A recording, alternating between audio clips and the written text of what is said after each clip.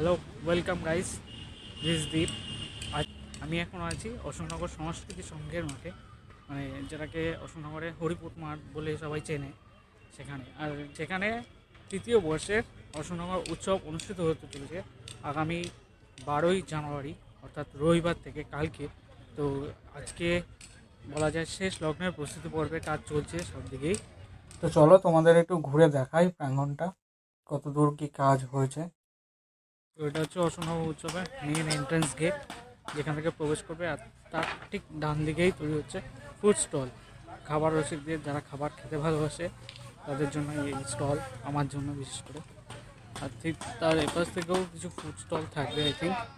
আর ঠিক পাশে হচ্ছে গিয়ে অশোকনগর উৎসবের কার্যালয় অফিস, যেখানে কমিটির লোকেরা থাকবে আই থিঙ্ক।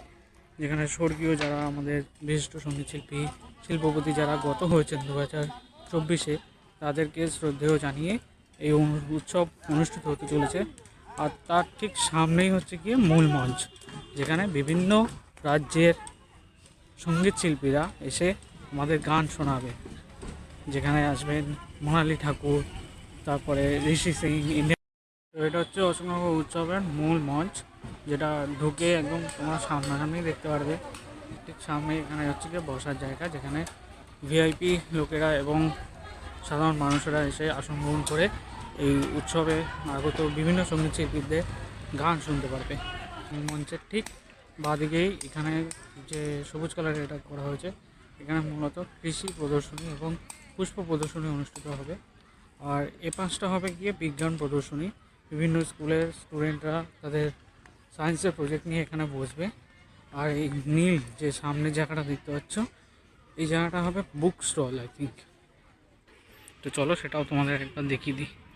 মঞ্চ, আর মূল মঞ্চের ঠিক সোজাসুজি সামনের দিকে রয়েছে জাতীয় গ্রন্থাগার পাবলিকেশন, যেগুলো স্বনামধন্য সেসব পাবলিকেশন থেকে, বুক পাবলিকেশন থেকে বিভিন্ন স্টল দেওয়া হয়েছে। যেরকম অন্নপূর্ণা পাবলিকেশন, অধ্যয়ন পাবলিকেশন, এপিপি, পোশাক বুক সেন্টার, রেণু প্রকাশনী, চিত্রলেখা সহ অন্যান্য স্বনামধন্য আরও অনেক বুক স্টল দিয়েছে।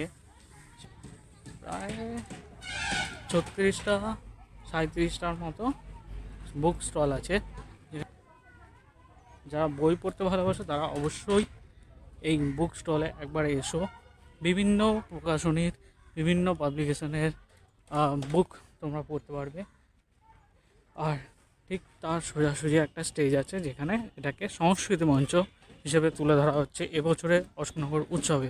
যেখানে বাংলার যে ঐতিহ্য, সংস্কৃতি, যে তোমাদের নাটক, তারপরে পুতুল নাচ, সেই সব তুলে ধরা হবে এই স্টেজে। বাংলার পুরনো সংস্কৃতিকে তুলে ধরবে এই স্টেজে। বিভিন্ন বুক স্টল যেখানে দিয়েছে তার ঠিক সোজাসুজি এপাশে রয়েছে এটা দীপ প্রকাশন পাবলিকেশন বুক স্টলের ঠিক পাশেই রয়েছে ইসকন। ইসকন মানে বুঝতেই পারছো সবাই এই বুক স্টলে কী থাকতে পারে। বেশি কিছু বললাম না, সেটা পরে দেখবো। তার পাশে পত্রভারতী, মডার কলম, ভবিষ্যৎ, যেখানে আমার ভবিষ্যৎ অন্ধকার, সেখানে ভবিষ্যতে স্টল দেওয়ার কোনো মানে হয়?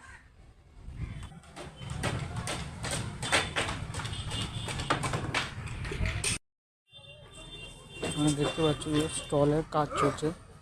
শেষের ভিডিওটা এই পর্যন্তই, দেখা হচ্ছে পরের ভিডিওতে। এটা ছিল একটা অশোকনগর উৎসবের প্রি আপডেট বলা যায়। তো দেখা হচ্ছে পরের ভিডিওতে। টাটা।